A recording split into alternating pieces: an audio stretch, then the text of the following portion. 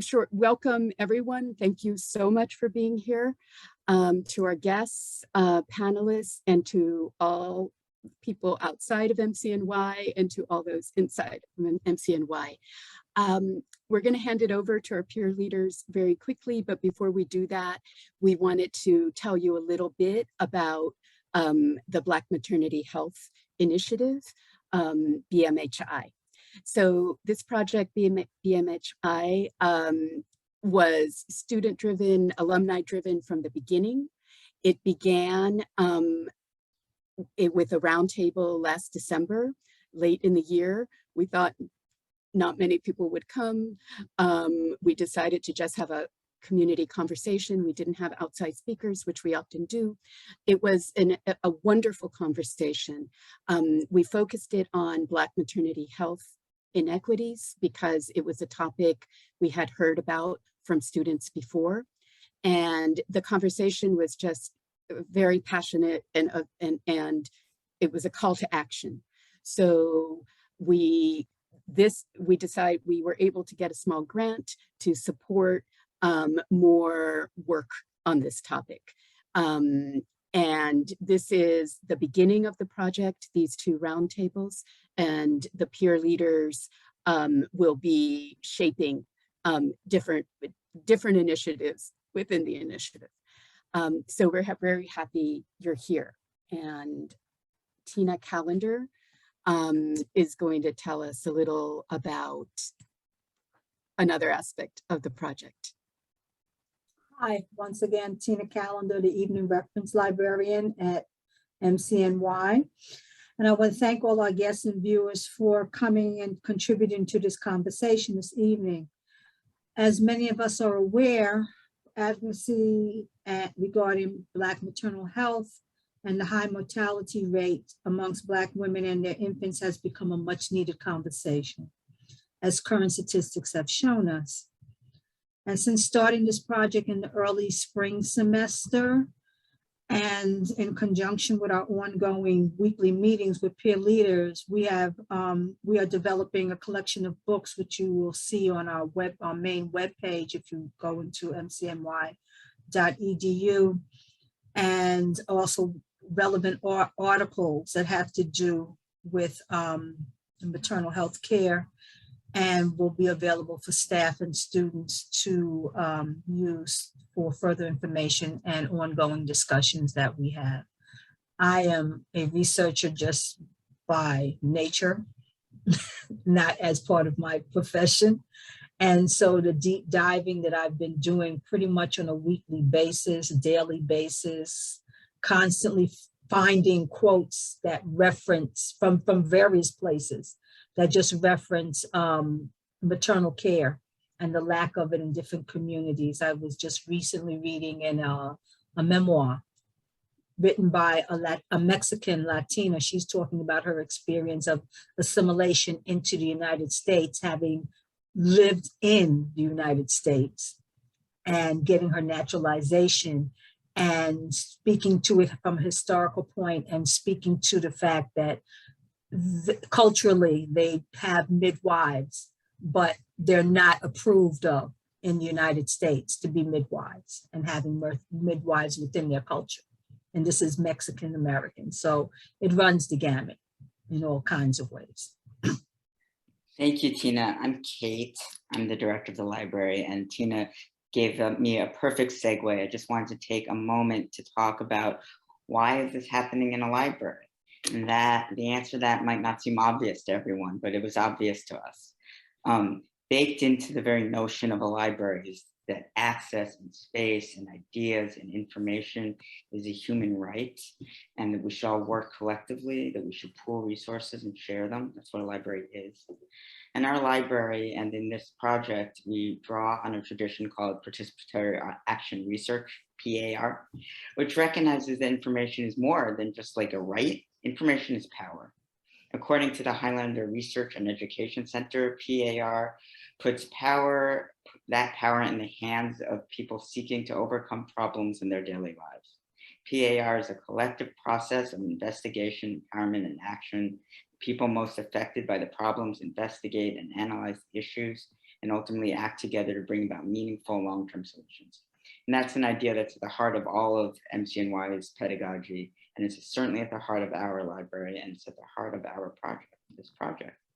And so I think I turn it over now to Lorna. Thank you.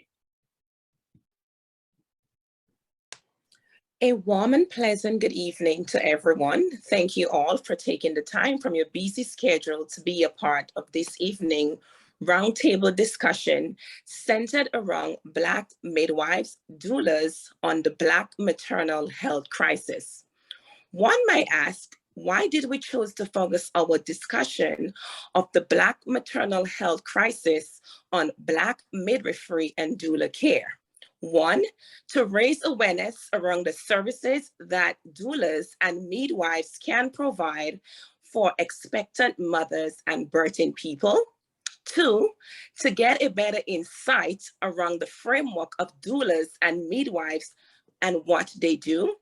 Three, to foster the conversation about how the assistance of doulas and midwives reduces and/or impact the mortality rates. Because of various legislations that are currently introduced in New York City to expand doula care. And last but not least, to gain knowledge from you, our guest speakers, just to learn about the overall work that you guys are doing and how we, the peer leaders, can get involved. So again, I said, welcome. Okay, as it relates to time, there will be a 4-minute max time as it relates to answering each questions. At this time, I will introduce our moderator page. And let me at this time officially welcome our guest speakers for this evening proceeding. Shane Jones, Carmen Mojica, and Dr. Kesiha Goode. We will begin with an individual question for each. With this individual question, you all will respond individually. We will also invite you to respond to 2 general questions. And this question goes like that. What is your why for dedicating yourself to midwife or doula work? And if you can share any thoughts on the overturning of the Roe v. Wade impact on Black maternal health? Thank you.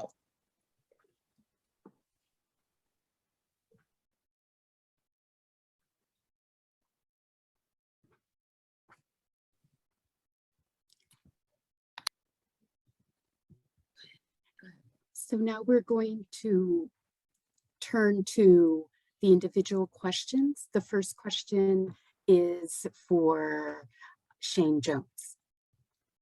So my name is Michelle again, and I will introduce Shane Jones. Shane Jones is a full spectrum fertility. She's a birth postpartum doula, CEO of NYC-based Melanated Mermaid Doula Services. And our question for Ms. Jones is, what is a full spectrum doula? What are the benefits of a doula care, and how does doula care address fertility and reproductive technologies such as in virtual fertilization? This question is for Ms. Jones. Good evening, everyone. I'm a full spectrum doula. A full spectrum doula is someone who deals with birth and pregnancy in all the different stages and various stages. Pregnancy does not necessarily mean it's going to end in a live birth. Some people go into pregnancy knowing that if there are complications, they want to have their pregnancy as long as they can. Some people know that they are pregnant, but they do not want to move forward with their pregnancy. And so there are doulas for different specializations. And so with the second question was addressing fertility. And can you just repeat the second question for me, please? The second question is, how does doula care address fertility and productive technologies such as in virtual fertilization? Okay, so with the doula care doula care is a support person. So this is a person helping you with understanding all different levels of what you're going through, not necessarily only with your body, but also walking you through with research, helping you, providing you with different resources so you can make educated decisions for yourself.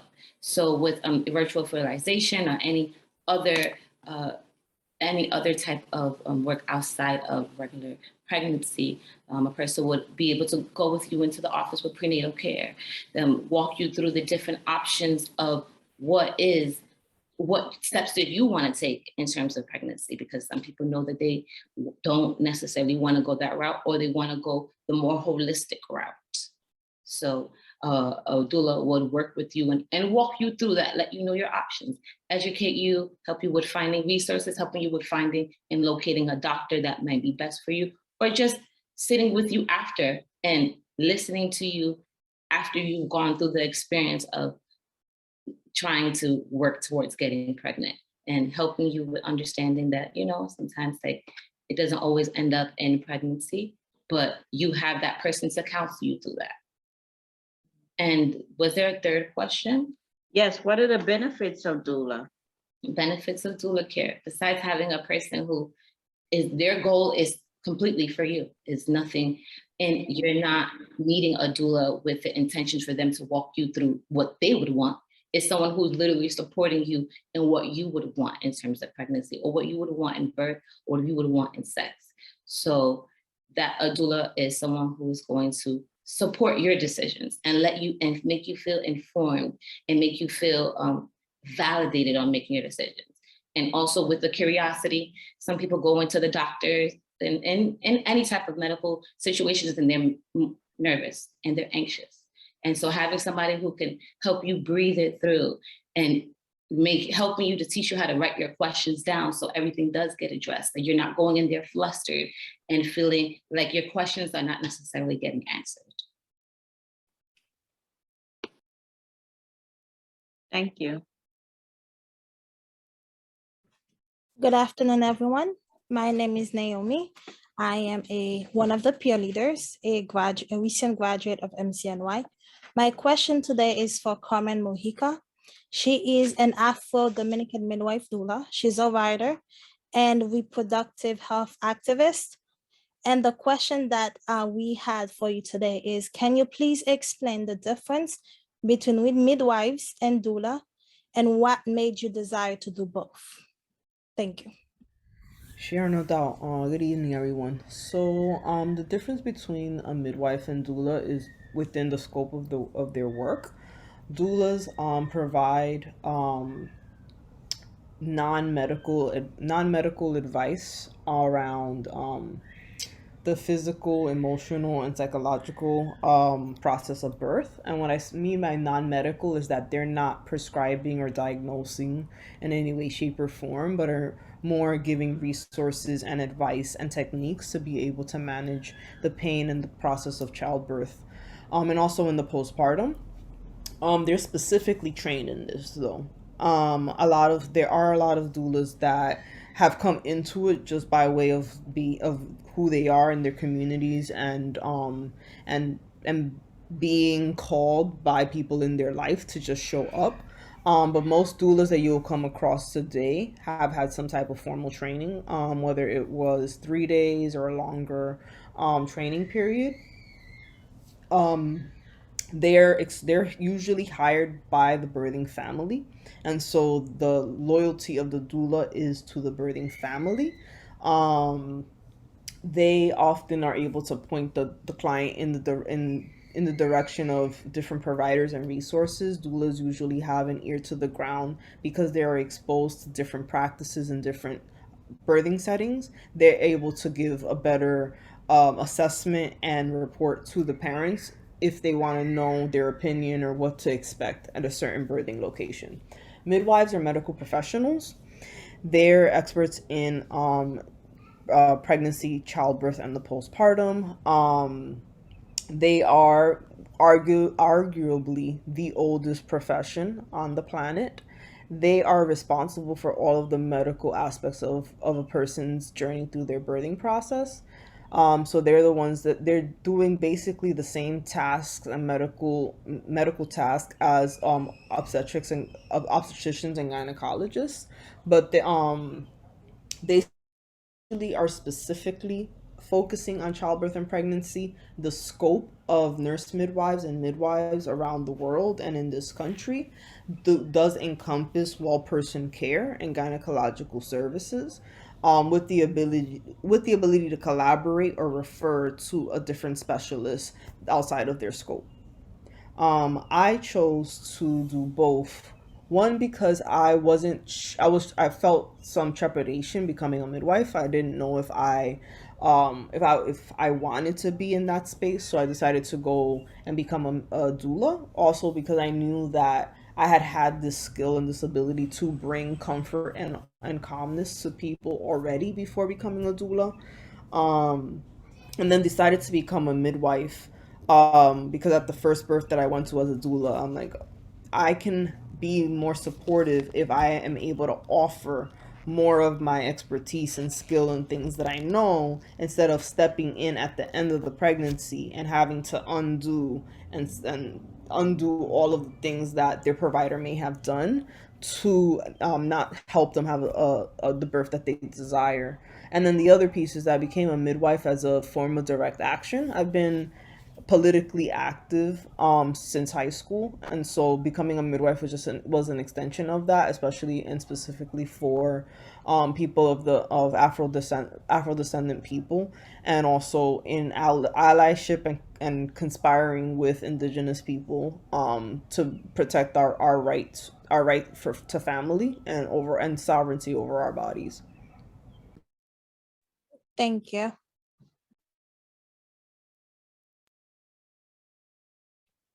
Hi, everyone. This is Cabrina Stevens again, and I will be introducing Dr. Kesiha Goode.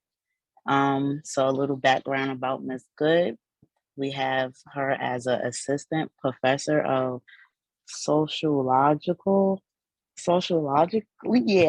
at Old Westbury SUNY, and author of Birthing in the Black Body, Midwives and Maternal Outcomes in the United States, forthcoming from Columbia U Press. Yes. So the question we have for Dr. Goode is, how do the personal, professional, and intellectual / academic sociological come together for you around the topic of Black midwifery? Good evening. Thank you, Cabrina. That is a really big question, so I'll try my best to answer it. So I am not a midwife. I am very deeply invested in midwifery, but specifically Black midwifery in the United States. So how I came to be invested is I grew up in the DC area, and I was a teacher after college, and I knew that I wanted to pursue doctoral studies at some point. So I got a master's in women's studies in DC, and then eventually moved to New York to get a doctorate in sociology at the CUNY Graduate Center. And I initially wanted to kind of extend the education work. I initially wanted to study how Black maternal literacy practices impacted the kind of experience and joy of reading amongst Black boys, because I was teaching primarily English and language arts. And like much literature and language around Blackness, it was a lot of it coming from, at least my perspective at the time, a very kind of deficit model around Blackness, specifically as it relates to education. And I really wanted to switch course because I did not want to contribute to that literature. So I started thinking about Black motherhood more generally, kind of how people enter into the world, what are the conditions by which Black people are entering into the world. And this was about 2010 that I started to consider those things. And I was really lucky in that a woman, a sociologist, Barbara Katz-Rothman, was at the Graduate Center, who's written a lot about kind of contrasting the medical model and the midwifery model, and was really active in midwifery in the US in the 60s and 70s, and still quite active, but really sort of at the rise of the home birth movement, was quite active as an academic. And long story short, she ended up becoming my dissertation advisor, and I knew that I wanted to study the experiences of contemporary Black midwives in their professional organizations and education institutions. And I knew that it was completely ahistorical. Midwifery is very white contemporarily in the United States. The vast majority of midwives are white. And as Carmen alluded to, that is very, very, very ahistorical. That midwifery has such a long history in American history, but specifically Black history and Indigenous history. So I wanted to look at basically what was going on there. And at the time, there was an organization in Portland, Oregon called the International Center for Traditional Childbearing. And this is a lot of alphabet soup, so sorry. They are now the National Association to Advance Black Birth. You should look them up if you're not familiar with them. They do really great work. But the woman who was the founder of ICTC at the time, International Center for Traditional Childbearing, was really like one of the big holders and conveners of Black midwifery at the time. So she would hold summits and conferences, her name is Shafia Monroe, to really bring birth workers together, midwives and doulas. And she was really wonderful to me, connected me with a number of Black midwives, not just for the purpose of kind of doing the research, but she really did ask me to stay committed and stay in community with Black midwives. And that is what I have done. So I ultimately did a dissertation in 2014, Birthing Blackness in the Body, about experiences of Black midwives. And the short answer about the why is issues of structural racism and barriers inside of the midwifery profession. But that is not unlike most professions, certainly most health professions. The OBGYN workforce, it looks very similar in terms of what's happened historically, in terms of race. And so my personal investment is that I'm a Black woman living in the United States, and I'm deeply invested in Black life and abundance and joy. And my interest in it extends beyond the maternal mortality. Like, I think that is one thing for us to talk about, is that this crisis is very expansive. There's mortality, there's morbidity, there are issues around consent. There are a lot of things here. But ultimately, we want more than people to not die. We want people to thrive and be joyous. This is about community and family. So yes, I'm an academic, but I spend the vast majority of my time in community with midwives like Carmen, because it's important to me.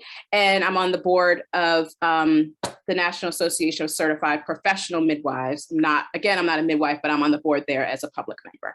So I hope that answers the very broad question. Thank you.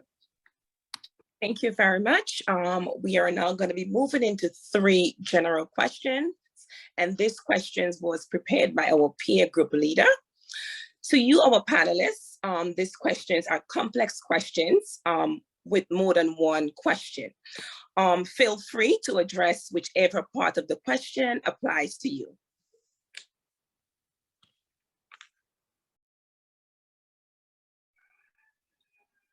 I hope that's my cue. So my name is Yvette Marshall. I am one of the peer leaders, and I'm thanking everyone on the panel that you're here visiting. It's been such a delight listening to you and learning. So I am a former alumni of MCNY in the MPA program, and I'm presently also doing another master's in education for elementary. One of my questions is, what kind of training is involved in becoming a doula or a midwife? And that's for anyone on the panel. The second question is, what should a birthing person look like for the qualifications of a doula? That's my second question. And my third question, sorry, my eye a little bit foggy. Given the low rate of Black and Latina midwives and doulas, what difference do you think it would make for a Black or Latina woman to get involved to becoming a doula or a midwife? I could answer the training one. So there are three different certifications of midwives. There's a certified professional midwife. Certified professional midwife is the only certification that requires out of hospital training to complete the education. Certified professional midwives can go through the PEP process, which is self-study and self-documentation of apprenticeship experiences for them to be able to sit the NARM, which is the North American Registry of Midwives exam. Or they can go through a MEEC accredited school. MEEC is just the Midwifery Education Accreditation Council for the certification of certified professional midwives. And then we also would sit the exam for the NARM. Then you have certified nurse midwives. Certified nurse midwives are registered nurses who have gone on to get their master's degree in midwifery. Their experience is predominantly in the hospital and is hospital based. Most CNMs are found in the hospital setting, although there are some that practice outside of the hospital in birth centers and also in home birth.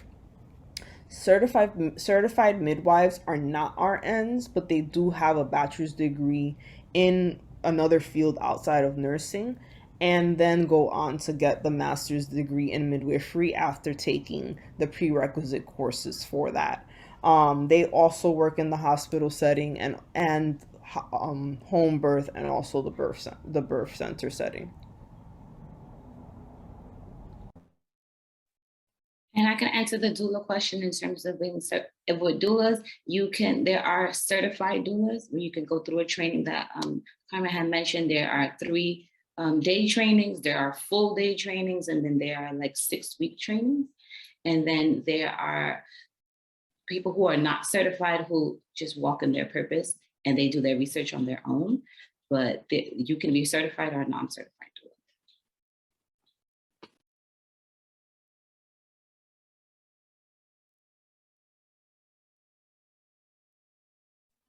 I know there were 3 questions. Can you repeat the questions, please? That's the second and third question.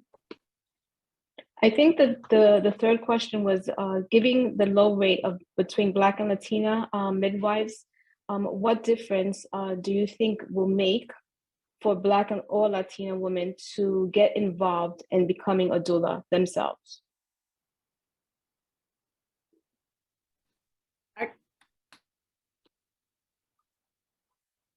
I'll speak to one part of it and then I'll pass it back to you, Shane.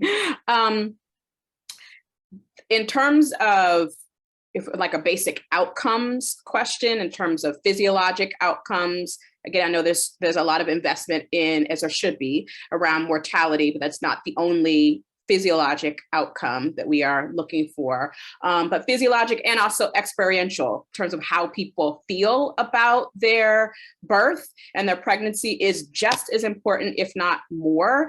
So I'll put a link to the chat for the Birthplace Lab in Canada, who's done a lot of really interesting and important work around experiences of mistreatment and notices around respect and consent. All those things are just as important.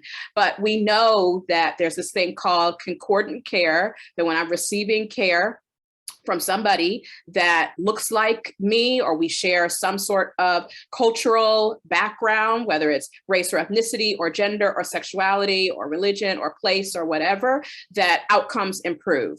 physiologically and experientially. And that is across the gamut in terms of profession. There's some good data out there about concordant care, specifically around GYNs and patients, some really good, interesting national studies around that.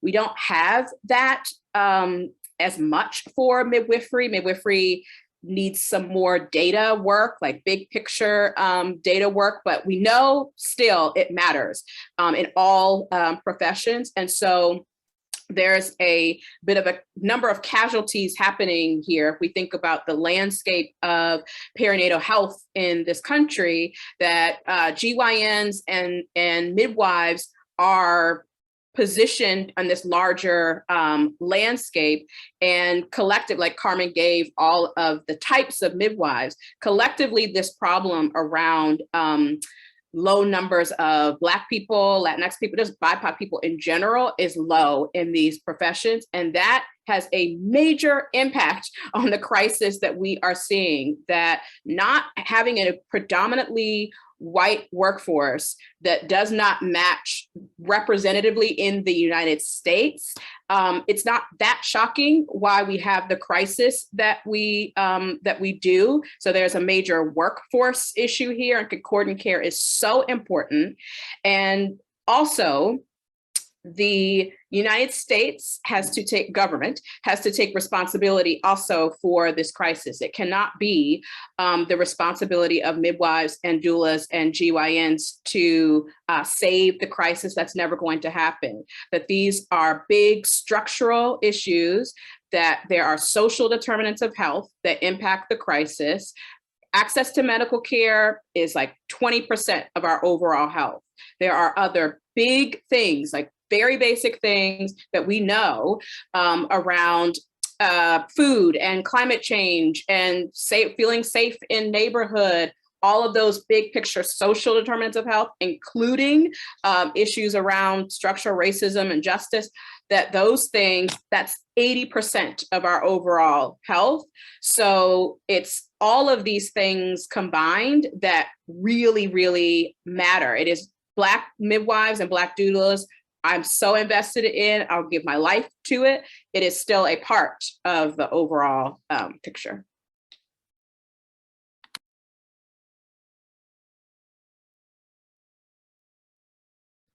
Thank you for sharing your thoughts. I just had to interject. Thank you. Thank you.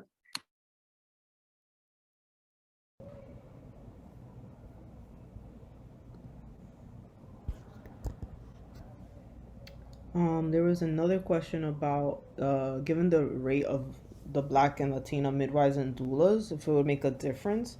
I think it would make a difference, but I also have to speak to something that I have observed throughout my life, which is that all my skin folk are not my kinfolk. While we can increase the amount of people of color that are in the health profession, it's not enough to just increase that without them having a critical lens of the situation and also being aware of their privilege as well as their own internalized depression. Unfortunately, when folks, especially in public hospitals, are experiencing violence, yes, there'll be a white doctor involved, but more often than not, it'll be someone, a nurse or a medical aide or a doctor or a specialist that is from their culture or looks like them that is exacting this violence. And so while that can be helpful, I shy away from saying like, yeah, that's definitely what we need if folks are not being given this anti-oppression, anti-racist lens to be able to enter the professions, so that they can be safe and equitable providers for everyone.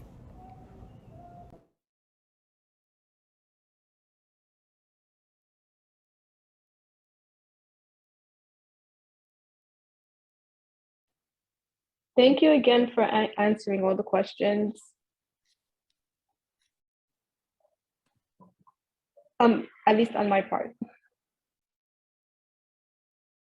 Janine, I saw your hand.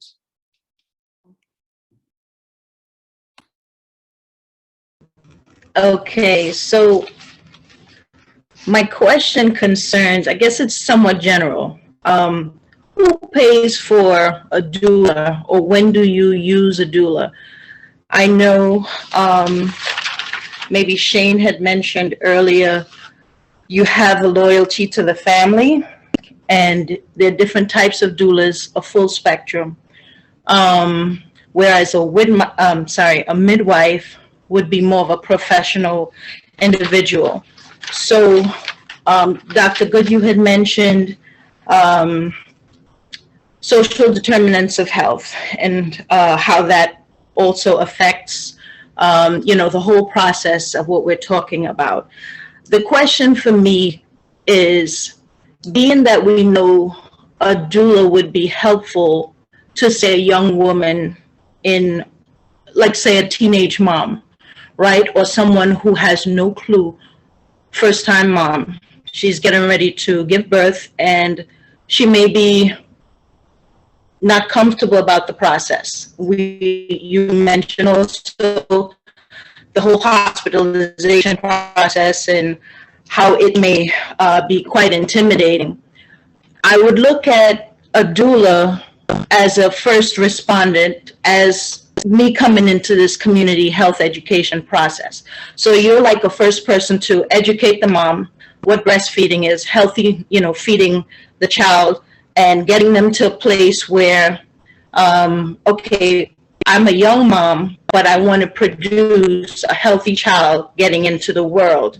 So I guess my whole idea is, why isn't it not seen as, I'm formulating the questions because it's overwhelming, because I do have an investment in the topic. But what I'm getting at is, being that you have an important role to play in the Black family, why isn't it that institutions do not recognize the work? Is it that we still need more research? Being that we know that doulas and midwives in our Black community over time, from slavery, we know that they have been the first birthers and nurses through the process. If that would help to mitigate Black maternal, lower the rate of Black moms going through this process, wouldn't that be a target? Wouldn't you be a help in that area to help that process? I know I said a lot. I think I'm trying to bridge quite a few gaps right now. I'm trying to speak on the purpose of the doula to help mothers who are low income. Let's put it like that. Who pays for it? Is that a private situation? Is my insurance going to cover it? Or is someone else's insurance going to cover it? How do we make that distinction, that to have a professional, as you're saying, you're invested based on your purpose, yes, and also understanding that there's a value for what you do, knowing that sometimes the environment of a Black woman giving birth in this country can be difficult. How would a young mom who is interested in having someone like a doula, knowing that a doula is a motivational person, you're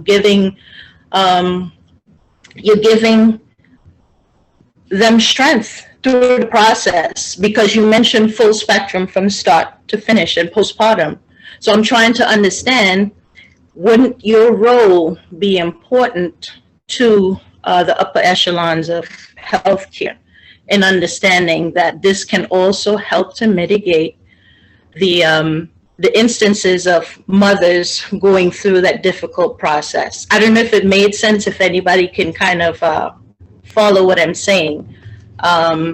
That's just my thought, I guess, if anyone understands where I'm coming from.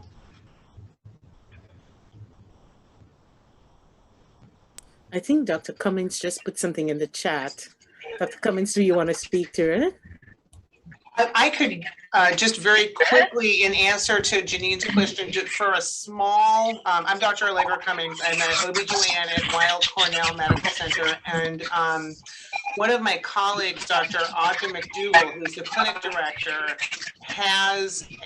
works with a program called Embrace that is trying to do exactly what Janine just outlined, which basically is attaching doulas to patients that are in the NYP Weill Cornell system. And it's something that is in the works that they're actively working on. And obviously this is one medical center out of, New York City, out of all the cities in the United States, but it's actually doing exactly what Janine has proposed, and 100% agree that that could be one small way that we can try and get people in our system aligned with doula care, which we know is going to help them to have advocacy, have a voice, give education, and the program has grants so the patients don't give anything out of pocket.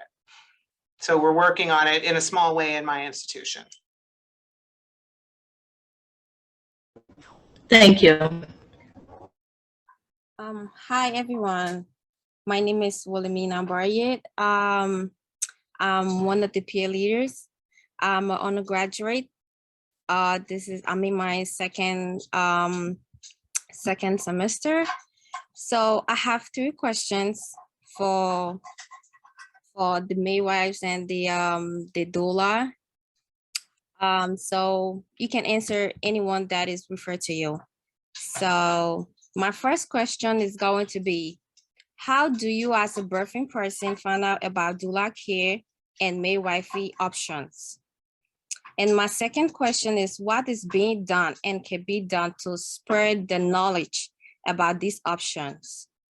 And the last question is, what about payment or insurance? And what if a person cannot pay for the service they get in, like for insurance? What if a person cannot pay for the service they get in, like our delivery or going through pregnancy?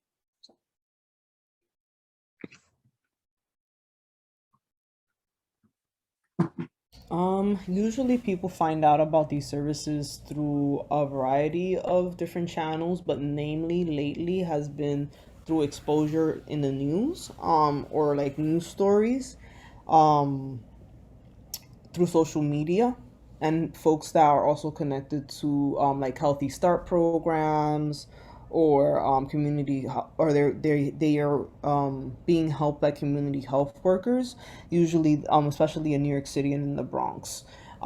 People are already connected, but I think people are still learning, especially if, depending on your education level, you're still learning about midwives and doulas. Also, when I think about the Bronx is not hegemonous, is very multicultural and multi-ethnic and immigrant populations in the Bronx. So I mentioned that to say that in a lot of people's home countries, midwives are either seen as respected healers in their community or something that is indicative of poverty. And so there's an education around that still needs to happen around, like, the demonization of midwifery and how home birth is not a sign of poverty, because some people equate giving birth outside of the hospital as your only option, and giving birth in a hospital as a sign of being modern and a sign of that you're not poor. So there's also that piece, right, when you're talking about who is the most susceptible. And that's not just people that are immigrants, but also African Americans and generationally who also lived through the demonization and the near eradication of midwives in this country. I think that hospitals specifically, which is where most people access their their services for prenatal care and childbirth, could do a better job of informing their clients, if they have a midwifery practice in their hospital, to try to refer all birthing people who are low, I hate saying low risk, but are generally healthy and don't have pre-existing health complications, and refer them to midwives. I think that could be a really good mechanism to put the word out. I think also the Department of Health has tried to put out information about birth justice and doulas and midwives, and I think that if they took the recommendations of community a little more seriously, they could possibly spread the word a little further. Um, and also like programs like this, I think remind me of the fact that birth is not the responsibility of doulas and midwives, but birth is the responsibility of the community, because that is the vehicle through which a new community member comes into your world. And so with that said, like as more people who aren't giving birth or are part of like family structures, brother, father, cousin, family friend, play cousin, whatever you consider your role in the community to be, to be invested in whomever is around you who's going to be giving birth or is pregnant, sharing resources that they may not know. It doesn't have to come down only to healthcare professionals, especially if you have at any point in your life complained about your neighborhood, or like there goes the neighborhood is effed up and it's not getting better. Well, if this is the knowledge you're holding, then if that's your sentiment, it's also your responsibility, if the little bit of knowledge that you have, to pass it on, right? A little bit goes a long way. But through New York City, actually recently, there was a citywide program that made doulas available throughout the 5 boroughs, for women who lived in specific area codes, and it was like free of charge and all this other stuff. So there is more money coming down the pipeline from the top, from the White House, on through different communities. So slowly but surely the money, and it's all connected to money, the money is coming to be able to put and make more of these initiatives grow. Hi there. I wanted to jump in quickly and address a couple of things that were said. My name is Desi Robinson. I'm a professor at community health education at Metropolitan College of New York, and I'm so pleased to be here and to see so many folks here, and to see Dr. Goode and Carmen and Janine and our folks who are our panelists. Really, really excellent to see all of you. I wanted to address 3 really quick points. I think the first one Carmen made about sort of the perception of doulas and doula work, and having it really be attached to midwifery and shaman and witchcraft. And like, if you keep going back further, you'll see that, you know, witches and women with knowledge and with power have progressively been suppressed and oppressed throughout our society. And that's really where a lot of this work comes from, through the healing arts. And so I find that a lot of that work has been, like many other things, has been co-opted, gentrified, culturally appropriated. And so you'll see oftentimes now that many affluent women and white women are using doulas.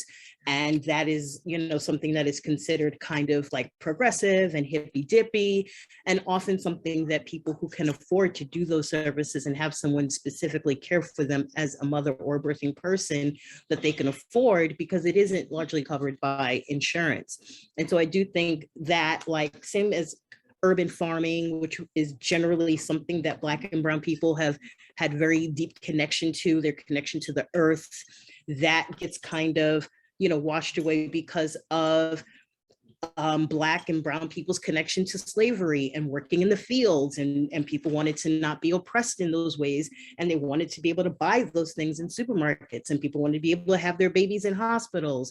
And so the demonization of so many of the things and the co-opting of so many of the things that come from Black and Brown and Indigenous people have been reworked and remixed to be these sort of new cultural, like, touchstones of things that become part of luxury. So health and birthing and all of the things that had generally been connected to either women's work or poor people's work has been remixed and co-opted for communities that can afford them. And so I think it's really important to look at the origins of what we had and what we did and what we created, and how that has been appropriated and suppressed and oppressed through white supremacist practices.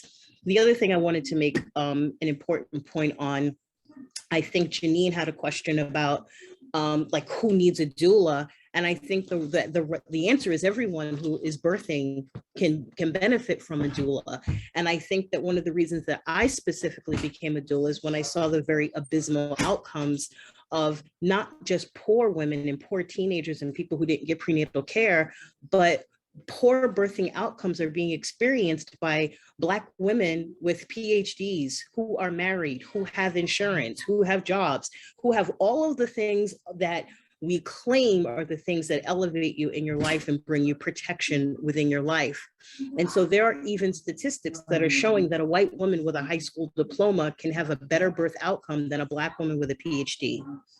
And that tells us very specifically that it has to do with race, and it doesn't have to do with access or the ability to have prenatal care. If we're living in a country where people like Beyonce or Serena Williams have difficult and poor birth outcomes, postpartum outcomes, and these are two of the most wealthy, and those two women are no shrinking violets. So these are not women who don't speak up for themselves. These are not women who have a difficult time accessing. Beyonce shut down a whole wing in a hospital to have a baby, and they're still having adverse outcomes. Excuse my nephew who's tracking behind me. That has to do with race. Actually, it has to do with racism, not just race. The third thing I wanted to say is I did put some information in the chat about the citywide doula initiative, and I believe Carmen was mentioning these particular area codes. They were called tree neighborhoods, where there had been the highest level of adverse outcomes, birth outcomes. And so the citywide doula initiative is covering, I would say, those tree neighborhoods, and it's worth it to check it out and see if it will be expansive to all neighborhoods, but it is available to people who are on Medicaid, free of charge. And also the double duty is to make sure that doulas get paid and to make sure that we could clearly define who doulas are, what their work is about, and how they are literally contributing to having better outcomes. And so I am on the advisory board of the citywide doula initiative, and I felt that it was really important to share that information in this conversation. So thank you again, and I look forward to hearing the rest of what we're going to chat about this afternoon. Thank you, Professor Robinson. This is Greta again. And when we met a couple of weeks ago, we spoke of that phenomena called weathering.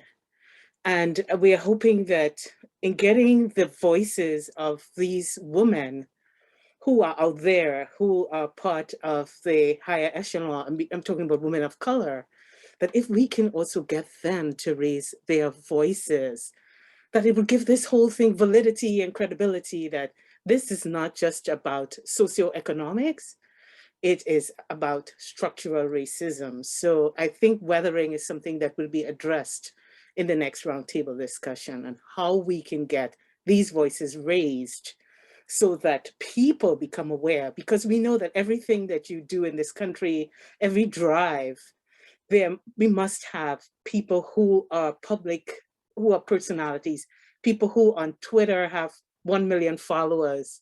These are the people who we can get to speak about weathering and about the structural racism that goes into birthing in this country. Thank you so much, Professor Robinson.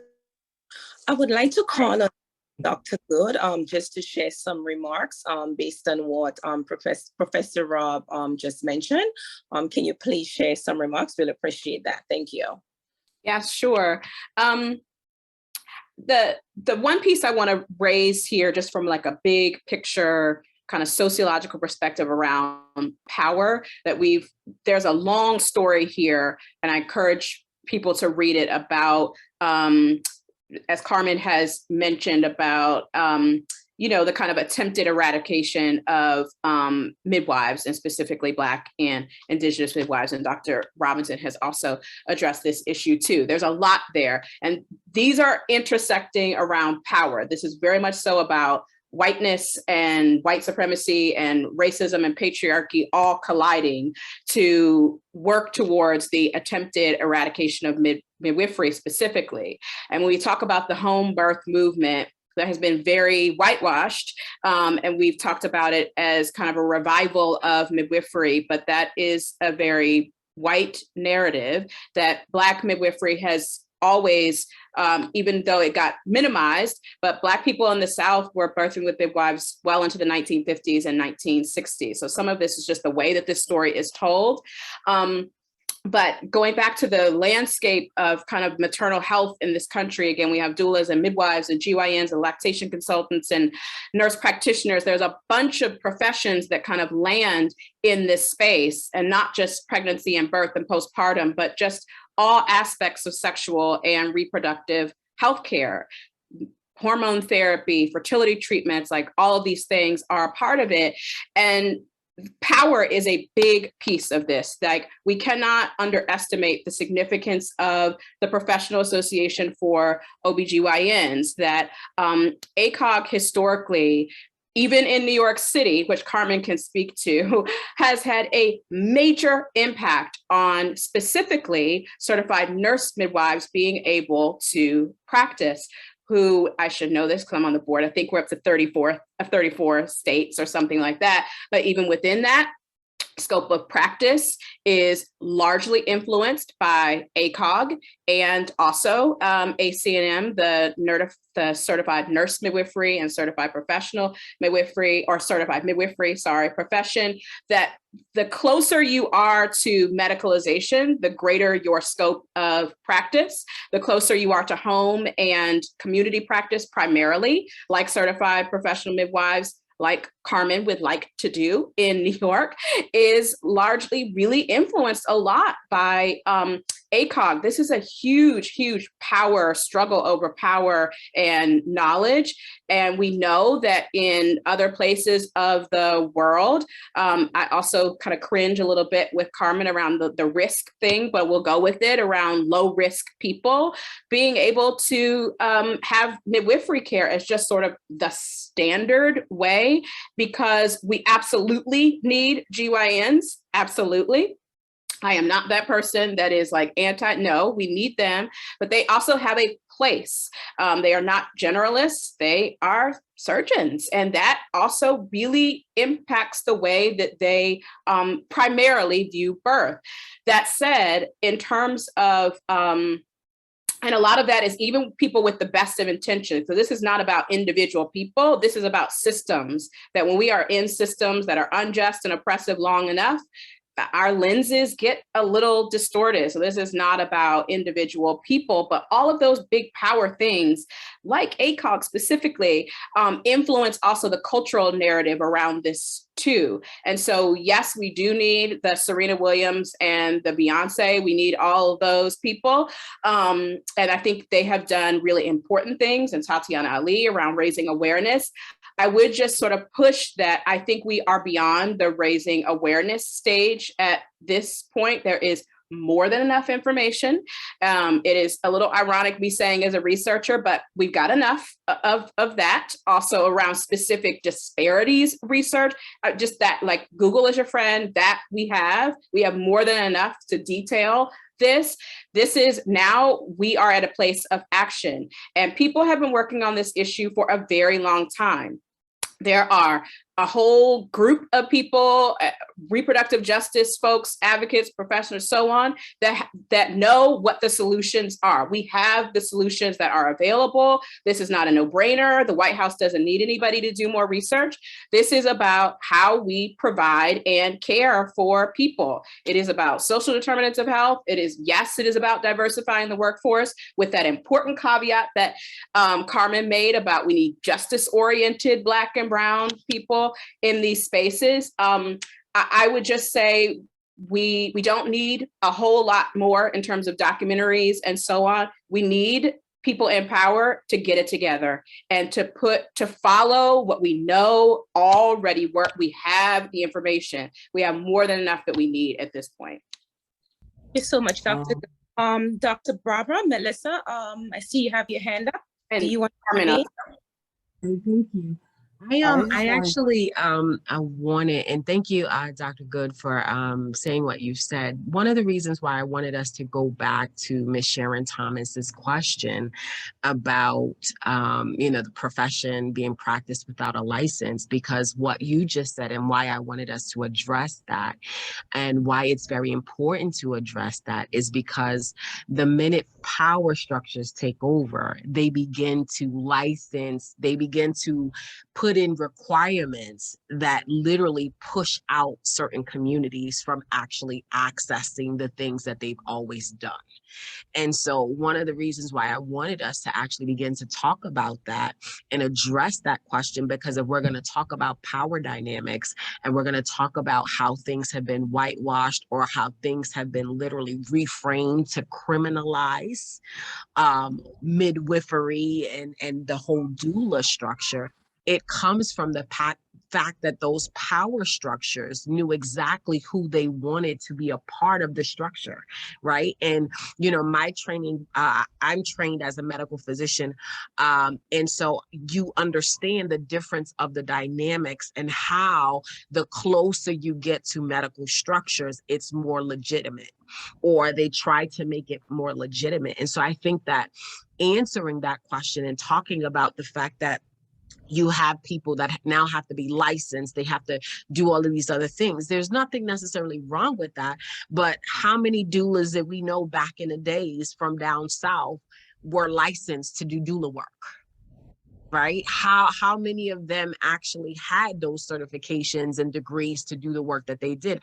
And they did it very successfully, right? So now we're in a world that literally tries to legitimize a specific profession by degrees, but they isolate people from getting those degrees, right? Or they target specific people into getting those degrees so that the community that once practiced, that once did these structures and knew how important it was to have those professions within community-based settings, they're no longer there. And so we're seeing the crisis that we see, right? Because the structures, the doulas, the midwives that were once in our communities are no longer there. Right. And so I just wanted us to actually be very aware of that. Like when we talk about these power dynamics and we're talking about like power structures in play, we have to understand that there was a level of pushing certain people out of those professions, right? As we got closer to the medical field, as we got closer to the medical professions. So I just wanted to mention that, and thank you so much. This has been such a great discussion tonight, and thank you so much for all of the plethora of information that is going. But I think that if we go back to I think Miss Marshall and her question and what she addressed in terms of how do we actually bring this to the forefront so that our young people, people in BIPOC communities can literally gravitate to these professions once again. Like, how do we do the work of literally legitimizing that these are professions that are very much needed in our community, that are very important, and that people can actually go towards these professions and make, an adequate living off of these professions and do the work that they so love to do within communities. So how do we actually promote these professions as something that our young people can actually get with and go into and know that it's something that they're doing to actually put dents in the crisis that we're seeing, but also that they're going to be doing collective work within the community that's very important to the health outcomes of generations to come. Thank you very much. Carmen, Mojica, I believe you had your hand up. Can you, do you want to chime in at this time? Sure. So how do I feel about the profession that I'm in being licensed? Well, I feel two ways. I think that I inherently reject having to be licensed and be certified in something that is part of our ancestral birthright. And with that said, I feel that it is magical thinking to believe that we can do away with certification and licensure right now as society looks. And it's magical thinking because to be able to access knowledge on that level, there comes a certain requirement of commitment and loyalty to community, commitment to human rights, and to being an ethical human being, and to also be able to download information, right? When we're talking about our ancestral healers, they were very much connected to spirit, uncolonized spirit. And so we're still a couple generations out from being able to safely address the needs of our community without these structures that we have, namely because we're not yet, there's not enough of us yet invested in creating the alternative structure.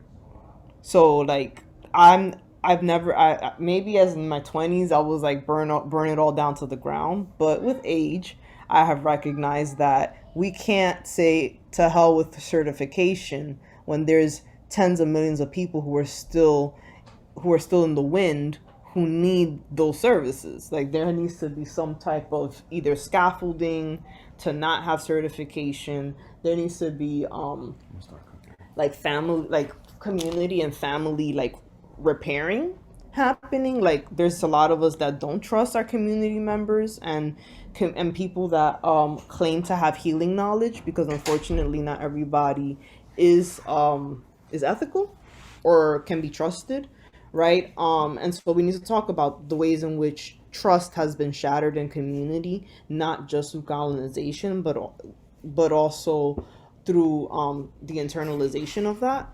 And then when we're talking about birth specifically, most people who give birth identify as women, and so they have been violated in their body. And so to be able to be a midwife and be that intimate with someone requires a high level of trust and also understanding of how to walk people through such intense body experience with the likelihood that they have experienced trauma.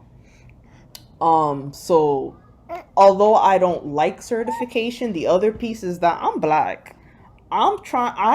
Just existing can get me arrested. Like I could breathe wrong and that's it. That's what it says on the document. Then they write you up. She breathed wrong or she looked at me wrong. Like, so I personally am not in favor of leaving people exposed to another layer of criminalization without licensure and certification until we're able to address systemic racism, criminalization, and incarceration as well, right? So it's kind of like almost like a catch-22, like damned if you do, damned if you don't. While I think that it's necessary for the community to be responsible and in charge of their healers, we're just not there yet. Like we talk about community and I feel like it's like this, it's almost fictional sometimes. Like how many of us know who lives across the hall or downstairs or upstairs? Like if we're not even there yet, removing certification and licensure does keep people safe. Are people harmed in the hospital system and X, Y, and Z? Yes. Is there a way to be able to keep track of who is your healthcare provider and how to file a grievance? Are these systems perfect? No. But we have accountability in this, and then people already get hurt. Less accountability, we're not there yet. Thank you very much. Shane Jones, any thoughts on that subject matter? Thank you. Yes. In terms of what doulas being certified, I feel like it's, like Carmen said, it's a catch-22, depending on where you go and what you're catering your knowledge to, because you can go to a school where you don't necessarily learn to actually be with a person, and then you're thrown into the fire when it comes to like going to a hospital system. So I do think that it's important to get certified in terms of there's so many different levels to understanding how to support a person. And most of the people that I know that are doulas, they're coming from a place of being in the community and understanding trauma. And so if you're understanding trauma and trying to help address someone's trauma, you need to be knowledgeable. You need to take classes, or at least put yourself in certain settings where you're speaking to people and you're getting an understanding. Because even we see people who work in social services who just go straight into work and then don't necessarily help, or they're giving knowledge and it's harmful, or they are the connecting person and you're the direct person, and then you can scare someone from going to asking for help. So, but there are community doulas that are, I know that there was a question in reference to payment in the past. There are community doulas who, like myself, who would work on sliding scales because they work in the community and they know what the community needs. And so they're not going to be working in a certain community asking for things that they know that people in the community can't provide. Like people, they understand that or are aware of that. And I do know that it was mentioned in terms of how we can get people to know and understand more. And word of mouth has worked for years and centuries. And just like this great panel, we have this opportunity to, I see all people of different like ethnicities and different backgrounds and different age groups. So we as people, we need to make sure that we're going after this and teaching people what we learn and explaining what birth and what health looks like. Because public health is not just like one blanket statement. It's not just one thing. We need to know and understand in terms of preparation and preparing ourselves. So just like conversations with sex, they do happen at home. Conversations with support and therapy, sometimes they definitely happen at home. Conversations in terms of how to seek support. Because I know we keep on talking about birth, but as a doula, I don't necessarily only deal with birth. I don't necessarily, and when I say full spectrum, I'm dealing with the person and understanding that maybe a person who has a 9 to 5 is not necessarily the same person who has the same needs as a person who doesn't have a job, who doesn't have finances. So seeking a community, making sure that you're seeking a doula that caters to you, because I have clients that are married and they are older and they know exactly what they want from birth. And then I have clients who are teenagers and this was their first sexual experience and they have no idea what to expect from their bodies. And I can get the same level of questions from both and the same level of being scared from both. But they sought me because having consultations and understanding, like, okay, this is a person that I feel like can be present for me. So there are doulas that work in the community along with like a city doula initiative, but there are doulas who you can look for online and they look pro bono, or they work on barter systems, or there are doulas who just want to make sure that they're present because they understand that this person doesn't have the person who's present for them. So there's different levels of what you can look for when you're looking for a doula. And it's not the same thing as terms of when you're going to a hospital, you're working with the team that's present. If you're hiring a doula, this is the person that you're hiring for yourself.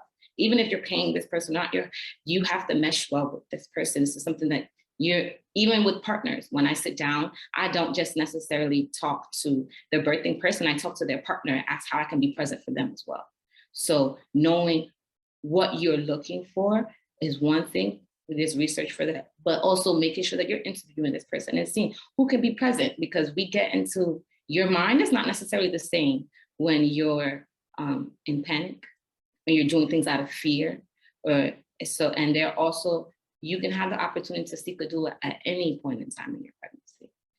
At any point, if you're a person who has a womb, if you're a person looking to have you need any type of support, they're a support person. So they're not just birth related, the people who are looking to become pregnant, the people who have had miscarriages, there are doulas for miscarriages. There are doulas for abortions. There are doulas for death. There are doulas for all types of situations to deal with birth. So when they say full spectrum, that's what I mean. Thank you very much.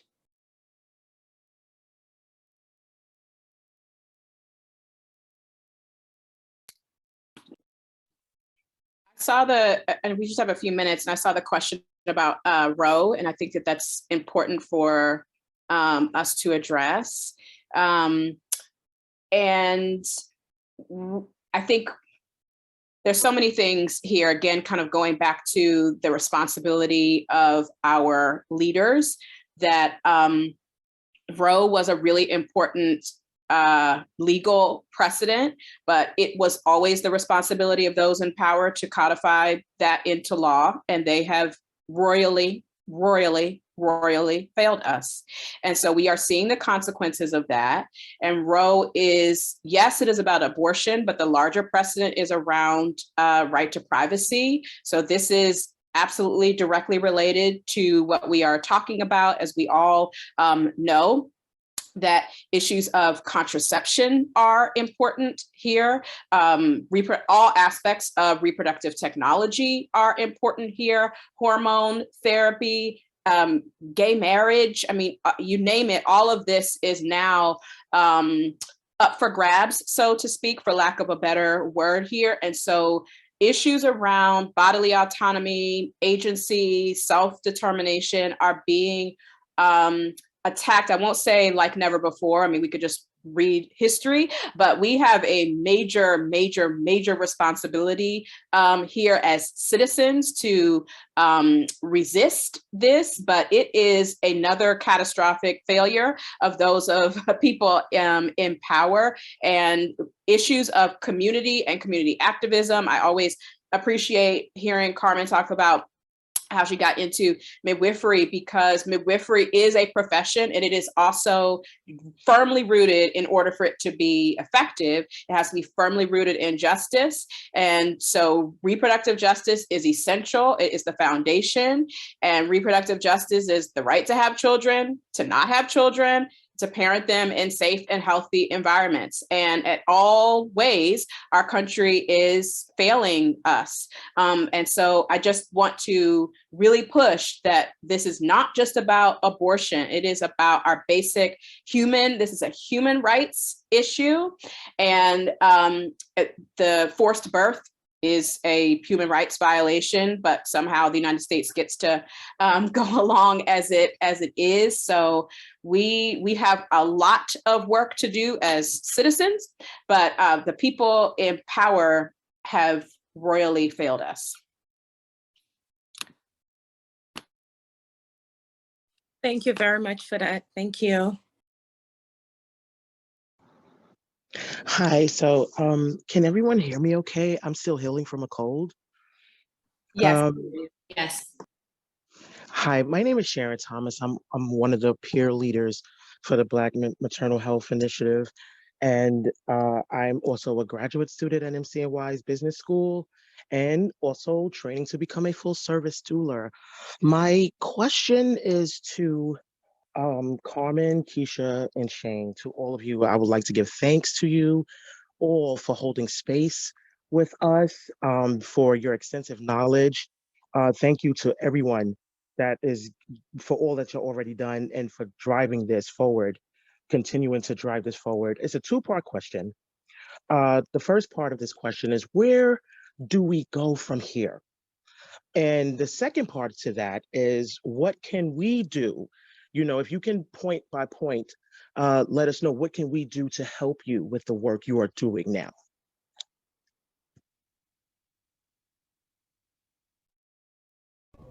I think I sometimes struggle with these kind of questions because of what I said. Not actually the responsibility of midwives and doulas to come up with these solutions.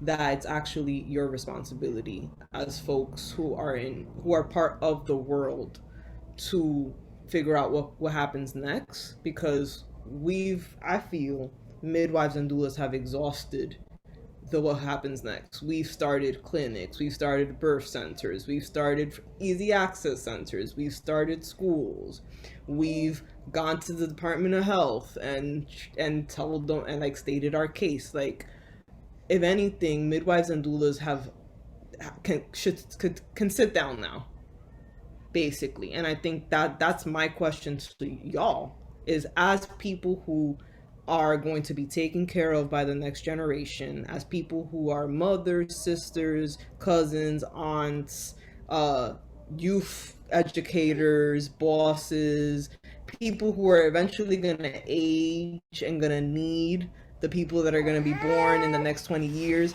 What are you going to do about this? What are we going to do? Because my solutions might not resonate with you. My solutions is not going to resonate with everybody. And so I'm actually resisting this idea that I have to be the one to come up with this, because this crisis is a threat to humanity. So we all need to like step back and be like, all right, well, what is my role here? I think that this professionalization and like education system and schooling has made it as though that there have to be messiahs and like saviors and people who are holding this knowledge, when really it's all of us. And so that's my response. I don't know what we're gonna do. What are we gonna do? Thank you. Thank you for your response, Carmen. Guys, I just wanted to jump in quickly because I see that Dr. Goode has to leave, and I wanted to express my thank you before she takes off. So I'm just going to give a quick thank you, and then we can just finish up. In closing, I would like to thank each and every one of you for being a part of this evening roundtable discussion. I myself learned so much, and I'm pretty sure that others can attest to learning so much. But what I would like to say at this time, I would like for us to keep in touch if there is any ways that we can keep in touch, and just for us to continue the connection and the conversation as it relates to this subject matter. So again, I said thank you guys so much for being here, and we appreciate all the knowledge and information that was shared here today. Thank you so much again. Thank you so much for having us. I put my email in the chat. Anyone is feel free to email me at any time, especially the wonderful librarians around research and all kinds of things that might be helpful. Thank you so much, everybody. Thank you. Really Thank you, Dr. nice. It was really wonderful. Thank you. You enjoyed so that? much, everyone. Take care. Thank you. Thank you. Thank you. Yes, thank you so much. This was great, and I would love to go to the next roundtable and share. This is great. We'll look for I you. appreciate this community for giving us the opportunity to speak and to hear and get to see other people in this work and the different levels of this work and how it's touching people. So thank you for this space. Thank you. Thank you so much, everyone, and Shane and Carmen. We will be in touch. We will be sending out a feedback form to everyone. And we got so many more ideas for the second roundtable. I'm sure the peer leaders have also. So we're looking forward to that. Good night, all. All right. Congratulations again, Lorna, on your graduation. There's another graduate in here as well. I forgot. Congratulations.